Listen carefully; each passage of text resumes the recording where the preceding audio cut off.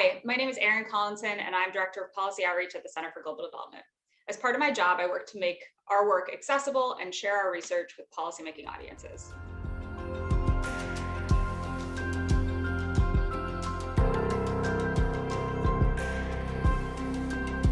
I'm going to discuss the challenge of measuring policy impact. Being able to track and measure policy influence and convey it in a compelling way has always struck me as one of the more difficult tasks for think tanks. So today I want to talk about why it might be tough, why it's probably still worth doing, and some potential strategies for making it work.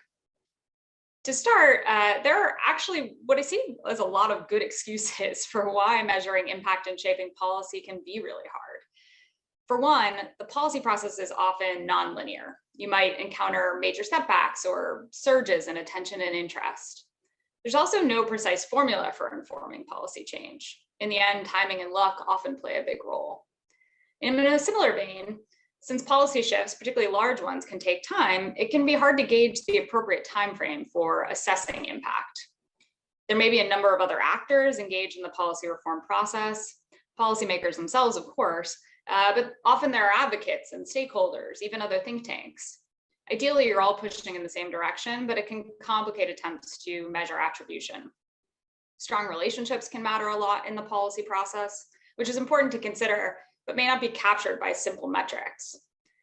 I've discovered in my work at CGD that the kind of research some of my colleagues undertake doesn't naturally lend itself to identifying policy reform ambitions very early in the process, which can make strategizing or mapping outreach opportunities more difficult. And depending on the policy actors you're working with, a more cautious approach to claiming credit may be important to preserving relationships. All that said, I think there are a number of good reasons why think tanks should try to measure their policy impact. Now, this is by no means an exhaustive list, but three stand out to me. First, for many think tanks, the goal of informing policy is core to the mission.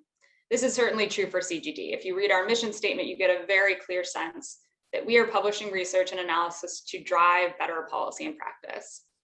Second is demand from funders. In my experience, most donors are looking to see their investments deliver more than just high quality research products.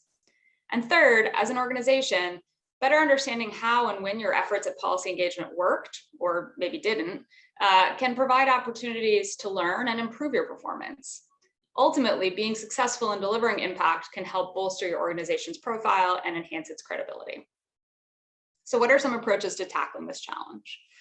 I would venture that most, if not all, think tanks track outputs, number of papers, blog posts, events. These supply side metrics are some of the easiest things to measure.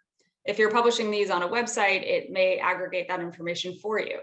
And since most materials are web-based these days, there's some information readily available that hints at the demand side of the equation. Download numbers or data captured through Google Analytics or email marketing software. But it's tough to know how and when that might translate into policy impact.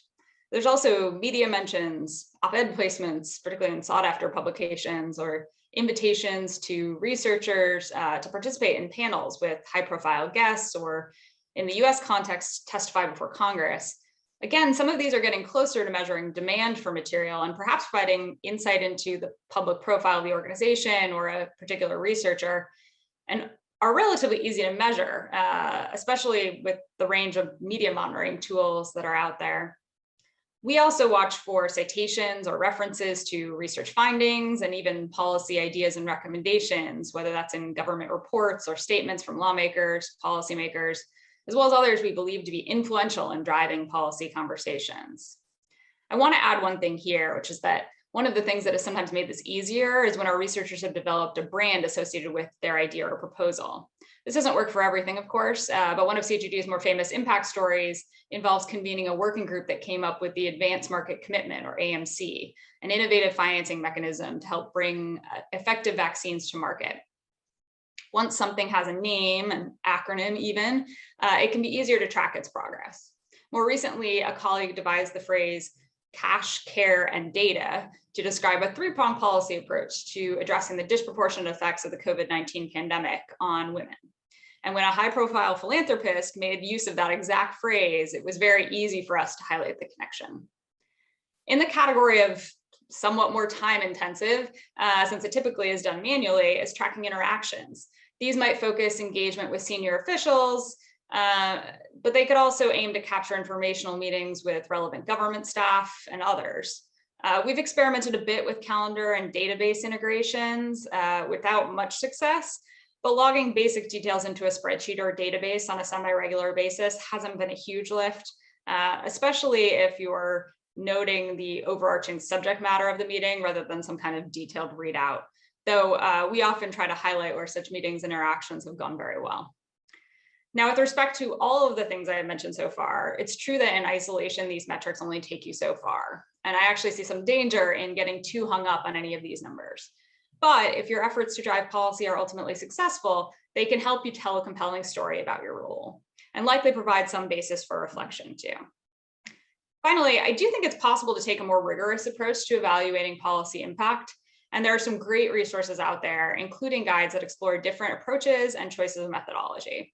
In most cases, these are going to start with a clear theory of change, so it could be worth thinking about a more in-depth assessment of your work to advance a particular policy proposal or the impact of a specific research initiative, even where it's not feasible or practical to pursue a more intensive approach organization-wide. Now, I do want to say something about trade-offs. Obviously, what I've outlined is work, requiring varying degrees of time and resources. It's worth being upfront about that, determining the importance of this work in the context of your own organization. If you want to track these things well, you'll want to think about how to do it efficiently, who would be responsible for logging or otherwise reporting that information, the anticipated time frame for inputting information into whatever common platform you've agreed to use. As part of that, it's also worth thinking about how that information might otherwise be useful to your organization. This could be a chance to generate buy-in as well as align incentives. For instance, data on high-level policy engagement might be a criteria considered as part of a researcher's performance review, in which case capturing that data accurately could be valuable to a number of actors. And logging meetings in a way that is visible to colleagues can help bolster internal coordination and, in my experience, even encourage information sharing. With all of this, you might also need to ask just how important it is that you can tell your story and work to identify metrics that would be most helpful to your work specifically. We all know political winds can shift. Sometimes it can be difficult to predict what issues will gain the most traction. But given limited resources, it's likely worth considering the policy context and environment you are operating in. Prioritizing tracking efforts for work that is more tractable and feasible makes good sense. This is particularly true, of course, if you're looking to invest in any evaluation of your work. And when you do finally succeed, I would really encourage you to write it up and reflect. That is, when a policy change you've sought comes to fruition, draft an impact story that describes your role in the process and use the data you've collected as support. It can be hard to get motivated to do this right away, but your recall is going to be better if you do. And take time to reflect on what worked and didn't. As noted, there's no one formula for policy change, but it is worth considering whether there are lessons from the experience with broader applicability. And finally, I want to note that even after you've achieved what you might consider impact, your work might not be done. Not only can policy sometimes be reversed, but policy reform itself frequently opens the door to better outcomes and rarely ensures them. So particularly where you're looking to highlight the role you've played in policy formation publicly, it's important to continue to follow any new developments. This can mean producing new analysis and commentary along the way, including celebrating your wins and pointing out where there may be some shortcomings of the approach or implementation. This will make all of that tracking effort worthwhile.